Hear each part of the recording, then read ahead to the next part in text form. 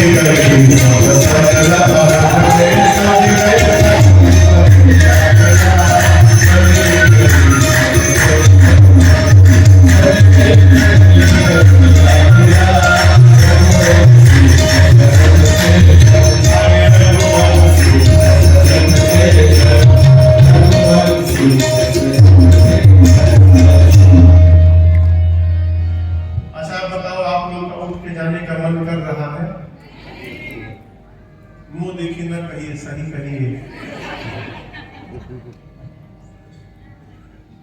अब किसी का जाने का भी मन होगा तो वो भी नहीं जा पाएगा।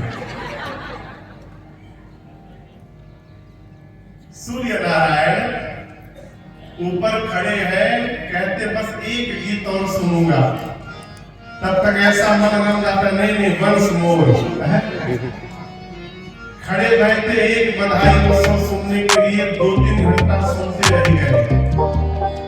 फिर सोचे कि आगे चला जाऊंगा तो मन में डाउट बना रहेगा, न जाने मेरे आने के बाद पीछे लोग क्या क्या गाए होंगे। सूर्य नारायण ने सोचा कि अब एक बार ये बधाई उत्सव पूरा बंद हो जाए फिर आगे बढ़ूंगा। क्या सोचे कि नीचे का उत्सव बंद हो जाए फिर मैं आगे बढ़ूंगा। और नीचे गाड़ी वाले क्या सोच रहे हैं, रात हो तो बंद किया जाए।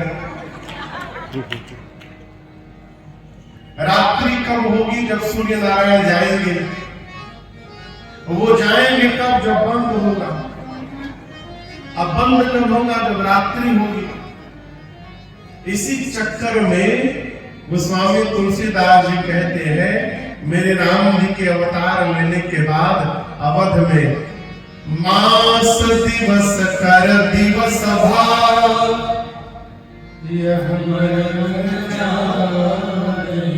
भगवान के अवतरण के बाद अवध में 1 महीने का 1 दिन हो गया।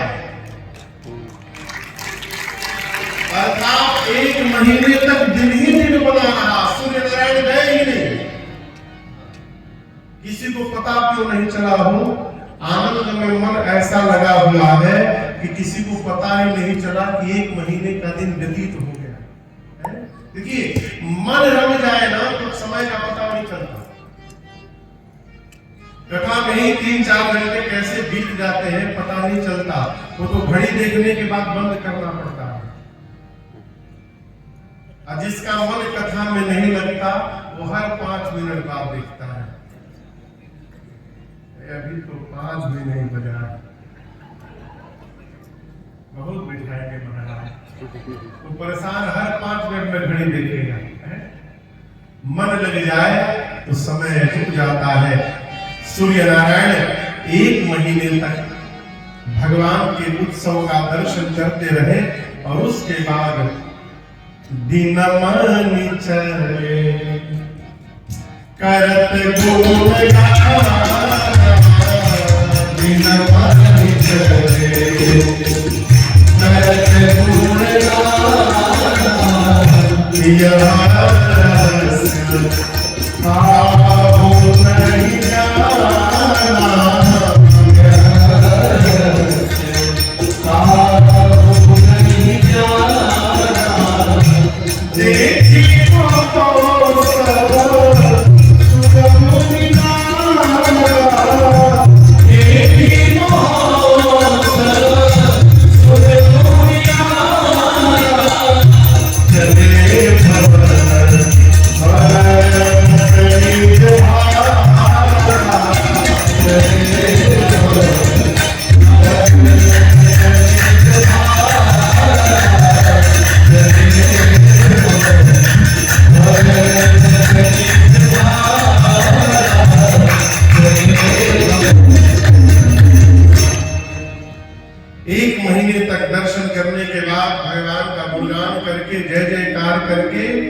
और अपने सौभाग्य की प्रशंसा करके सूर्य नारायण आगे बढ़े। कथा कौन से घाट पे चल रही है, जोर से कहिए। कैलाश पर। तो वक्ता कौन है, भगवान शंकर, और श्रोता कौन है, पार्वती मैया। भगवान शंकर यहां पर मां पार्वती से कहते हैं, देवी और एक कहूं नीज चोरे, देवी सुनो गिरि जायते दृढ़वारी तोरी। बाबा कहते, देवी अब मैं आपको अपनी एक चोरी की कथा सुनाता हूं। किसकी कथा? कही चोरी की। मां सावधान हो गई, कही प्रभु आप चोरी की है। शंकर भगवान बोले, देवी एक काम ऐसा किया हूं जो अब तक आपको नहीं बताया हूं। तो आपसे तो मैंने चोरी ही की ना। मां ने पूछा, कौन सा काम आपने कर दिया? शंकर जी बोले, देवी जब राम जी अवतार लिए थे ना, तो आपको बिना बताए मैं भी अयोध्या दर्शन करने चला गया था।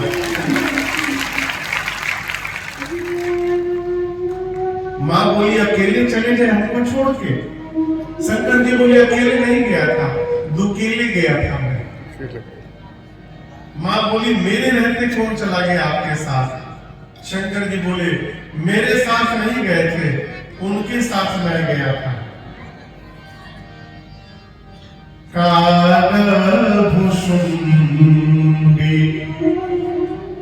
संग हम ये नहीं बोल रहे हैं कि मेरे संग काकभूषुंडी नहीं, काकभूषुंडी संग हम दो, उनके साथ मैं गया। मां बोली हमको क्यों नहीं ले गए? शंकर जी बोले देवी यदि मेरे जाने की प्लानिंग मेरी रहती ना तो मैं आपको अवश्य लेके जाता। अच्छा आपसे प्रश्न पूछे, यदि आपसे वो कहे कि कल सुबह 6 बजे तैयार रहिएगा, खाटू श्याम चलना है, यदि हम आपसे कहे कि हम गाड़ी लेकर आएंगे, तैयार रहिएगा, खाटू श्याम चलना है, तो आप अपने साथ घर के कितने लोगों को ले चलेंगे? कहिए कहिए। हाँ आपको क्या मालूम कितने लोग गाड़ी में आएंगे? बाबू जी गाड़ी में जगह होगा तब ना जो चल रहा है। ये समझिए बड़ा अद्भुत विषय है। आप किसी को नहीं ले जाएंगे, आप अकेले जाएंगे। क्यों? आपको कहा गया है। आपको क्या पता कि हमने कितने कितने लोगों को बोला है गाड़ी कौन सी लाएंगे, बड़ी गाड़ी की छोटी गाड़ी, उसमें जगह होगा कि नहीं होगा, आपको क्या मालूम? इसलिए आप अकेले जाएंगे। लेकिन जब आप जाने की रचना बनाएंगे तो आप अपने साथ जिसको मन उसको लेकर के जा सकते हैं, वो आपकी रचना है। शंकर भगवान कहते देवी अयोध्या जाने की रचना मेरी नहीं थी, काकभूषुंडी की थी। वो मुझे अपने साथ में लेकर गए, इसलिए मैं अकेले गया। मैं यदि जाने की रचना बनाता तो आपको लेकर के जाता। मां ने कहा ऐसे ही चले गए। बाबा बोले ऐसे नहीं गए। मनु जाने नहीं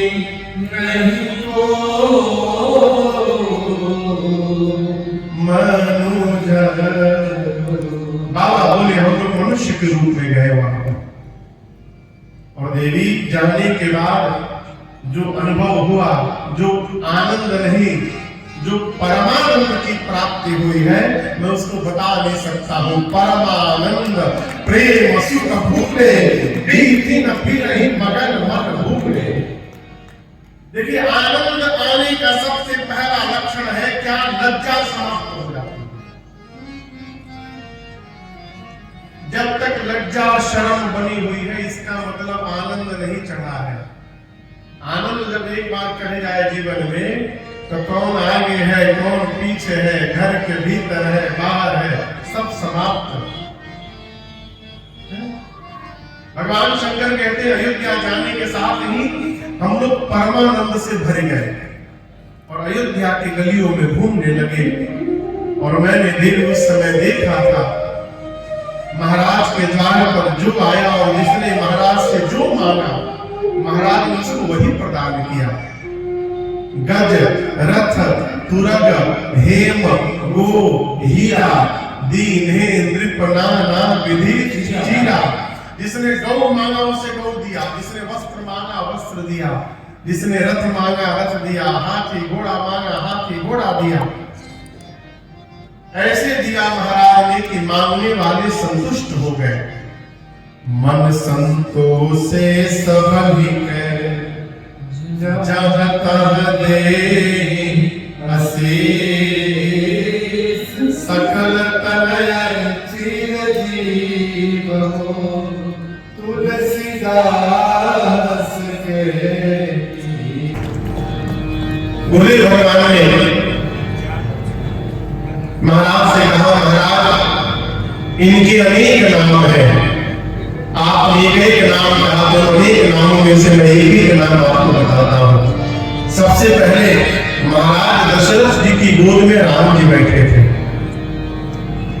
गुरुदेव ने देख करके कहा, महाराज आपके जो ज्येष्ठ पुत्र है, जो आनंद सिंधु सुख रासे सी करते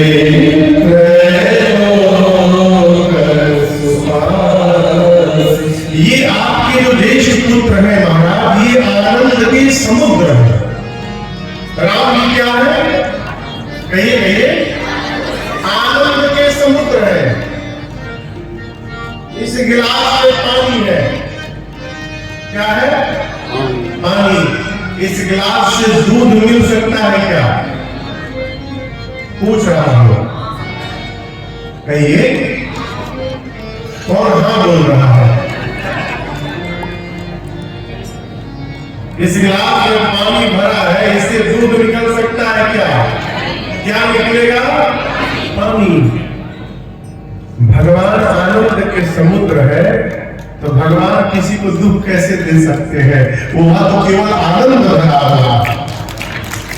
इसको समझिएगा, जीवन में जो भी आनंद अनुभव हो रहा है, सुख प्राप्त हो रहा है, वो सब भगवत कृपा से प्राप्त है।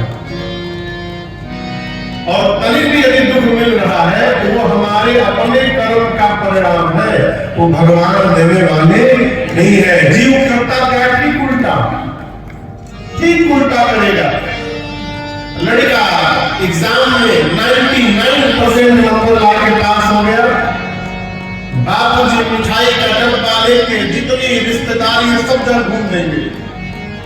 बहुत मेहनत किया साहब, किसने? बच्चे ने बहुत मेहनत किया, दिन रात एक कर दिया पढ़ाई में। और वही कदाचित यदि फेल हो जाए तो तब लोग आएंगे घर में पूछने, तब नहीं जाएंगे कहीं, फिर लोग ही आएंगे घर में पूछने क्या हुआ, रिजल्ट आने वाला था। तब बाबा जी कहेंगे मेहनत तो बहुत किया था, लेकिन भगवान को भी मंजूर नहीं, अब तो क्या किया जाए।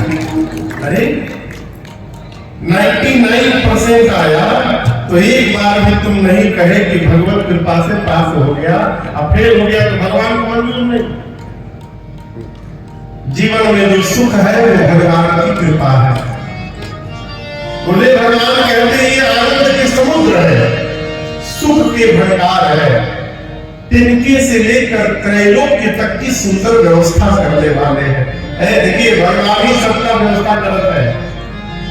कर्म करते रहिए, विश्वास में रहिए। जब दान थे तब दूध दिए, अब दान दिए हैं तो अन्न भी देंगे। राम जी के बाद मां कौशल्या जी के गोद में भरतलाल जी बैठे थे। गुरुदेव ने कहा राजन आपके दूसरे पुत्र ये कौन है? विश्वभर पोषण कर जोई,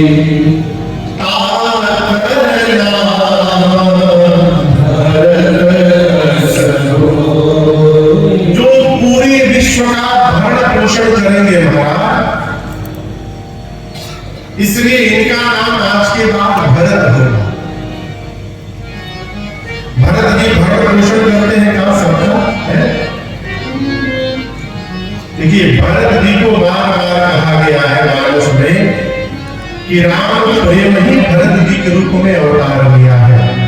आप पढ़िएगा बारंबार स्थान स्थान पर इस बात की चर्चा है। तुम तो भरत मोर मत धरे देख जग नाम सभी। इस प्रकार कह सकते हैं कि भरत जी एक पात्र है, पात्र यानी गौतम, और उस भरत रूपी पात्र में भरा क्या है? तो श्री सीता राम जी का प्रेम रूपी अमृत है। भरत जी ने श्री सीता राम जी का प्रेम रूपी अमृत भरा हुआ है। अब ये प्रसंग कह रहा है जो भी जीव भरत भैया के शरण में आएगा उस जीव की अंतरात्मा को भरत जी श्री सीता राम जी के प्रेम से लबालब भरते रहेंगे। जो हमको राम प्रेम से परिपूर्ण कर दे उनका नाम भरत है। भरत जी को देखने पर पता चलता है कि राम जी को प्रेम कैसे करना चाहिए। इसलिए गुरुदेव ने कहा आज के बाद इनका नाम भरत होगा। भरत भैया के बाद मां कैकेयी के गोद में नियम से तो लक्ष्मण जी को बैठना चाहिए, लेकिन यहाँ शत्रुघ्न भैया बैठे और गुरुदेव ने कहा आपके सबसे छोटे पुत्र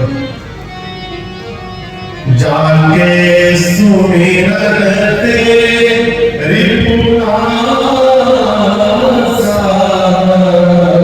नाम शत्रुघ्न वेद प्रकाशा। महाराज आपके सबसे छोटे कुमार ये वो है जिनके नाम का यदि स्मरण किया जाए तो जीवन से शत्रु समाप्त हो जाते हैं। अब यहाँ एक विशेष निवेदन मैं आपसे करूं, जीवन के स्वभाव में चिंतन का बहुत प्रभाव पड़ता है।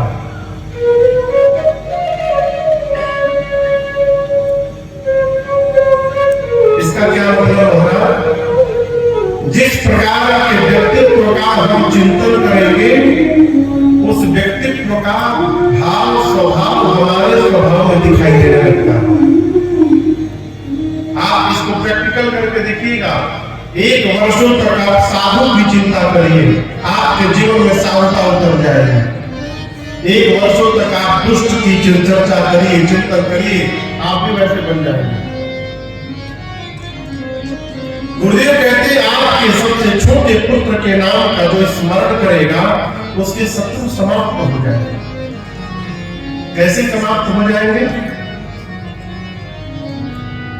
शत्रुघ्न भैया का जीवन देखिए। शत्रुघ्न भैया श्री रामचरितमानस जी के मौन पात्र हैं। मौन समझते हैं?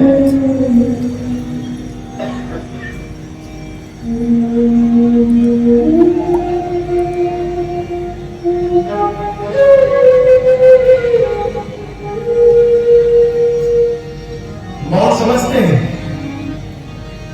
मौन मतलब शत्रुघ्न जी बोलते नहीं है, चुप रहते हो। और देखिए संस्कार भी यही कहता है, जब हम बड़े के साथ रहें तो बड़े के साथ मौन रहना चाहिए। बड़े के आगे छोटा बोले ये उचित नहीं लगता है। और देखिए जीवन में जिसको मौन होने का ढंग आ गया है परिवार में, उसकी कई समस्याएं अपने आप समाप्त हो जाएंगी। समस्या जन्म ही लेती है बोलने से। घर में परिवार में बड़ा कोई कुछ कहे तो वहां मौन होकर सुनना चाहिए। शत्रुघ्न जी मौन पात्र है, बोलते नहीं है। राम जी के दास नहीं है, राम जी के दास भरत जी है और शत्रुघ्न भैया भरत जी के दास है, यानी दासानुदास है। और जो दासत्व को स्वीकार कर लिया उसकी न कोई कामना होती है, न उसको लोभ होता है, न क्रोध होता है, न मोह होता है, न मद होता है। दासो हम रघुनाथस्य। देखिए हनुमान जी महाराज, मैं दो हनुमान जी दिखा रहा हूं। एक हनुमान जी है, दिख रहे हैं? एक हनुमान जी हमारे पीछे होंगे पंचायत दरबार में, दिख रहे हैं? कहिए। अच्छा, इधर जो हनुमान जी इनकी पूंछ कहां है? कहिए ऊपर। और यहाँ जो हनुमान जी बैठे यहाँ इनकी पूंछ कहां है? नीचे। ये राम जी का दासत्व भाव है। जब अपने स्वामी के साथ रहा जाए तो अपनी पूंछ को ऊपर न किया जाए। वहां केवल स्वामी की पूंछ होनी चाहिए, वहां सेवक की पूंछ नहीं होनी चाहिए। हनुमान जी अपनी पूंछ नीचे करके रखते हैं। ये दासत्व भाव है। दासत्व भाव में प्रवेश करने के बाद आपका कोई समस्या आती नहीं, सब स्वामी जाने। दासत्व छोटे लड़के बच्चे जैसा होता है। राम जी कहते भी हैं, सुनो तो ही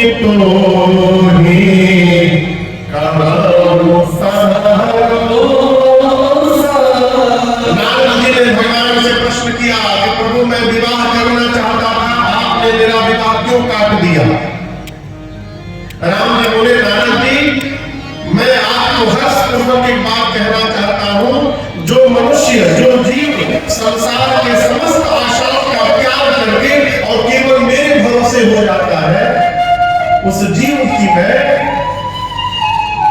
उसी प्रकार सदैव रक्षा करता हूं जैसे एक छोटे से बच्चे की रक्षा उसकी मां करती है। करो सदा तिनके रखवाली जिमी बाल है। अब कल्पना करिए, छोटा बच्चा, उसको जयपुर से झुंझुनू जाना हुआ, जयपुर से आगरा जाना हुआ, तो छोटा बच्चा मां से नहीं कहता मां मेरा पाउडर रख लेना। राम भी आए था, राम कुमार जी, जय हो जय हो, डिग्री मालपुरा से हमारे राम भैया, बहुत बहुत स्वागत। वो नहीं कहता कि मेरी तौलिया रख लेना, वो नहीं कहता कि ये सामान रख लेना। क्यों? वो मां पर निर्भर रहता है। मां अपना भले भूल जाए लेकिन उस बच्चे की नहीं भूलती है। उसी प्रकार जो भगवान के दासत्व को स्वीकार कर लेता है, भगवान जीवन भर उसकी रक्षा करते हैं और उसके सारे शत्रु विकार समाप्त हो जाते हैं। शत्रुओं पे आपके जीवन का स्मरण करने से, नाम स्मरण करने से उनका गुण स्वभाव धीरे धीरे हमारे जीवन में भी अवतरित होगा। इसलिए गुरुदेव ने कहा आज के बाद इनका नाम शत्रुघ्न होगा। अब मां सुमित्रा की गोद में सबसे छोटे भैया बैठे थे। कौन भैया? लक्ष्मण भैया। गुरुदेव ने कहा आपके तीसरे पुत्र लक्ष्मण प्रिय सकल गुरु श्रेष्ठ लक्ष्मण गुरुदेव ने कहा आपके तीसरे पुत्र समस्त शुभ लक्षणों के धाम है, राम जी के प्रिय है, ये शेष अवतार है महाराज। इसलिए आज के बाद इनका नाम लक्ष्मण होगा। जैसे गुरुदेव ने नामकरण किया पूरी सभा बोली बोलिए लखनलाल सरकार की जय। गुरुदेव ने नामकरण करके कहा महाराज आपके चारों पुत्र चारों वेद भगवान के सार तत्व है, मुनियों के धन है। राम जी मुनियों की क्या है? धन समझते हैं ना, खजाना। इसलिए हम लोग दिन भर ऐसे ऐसे करते हैं, अमूल्य लोग दिन भर ऐसे ऐसे करते हैं, उनका धन है। मुनि धन जन सर्वस मुनियों के नाम भी धन है। इसलिए राजस्थान की बेटी मां मीराबाई कहती है का आयो जी मैंने राम रतन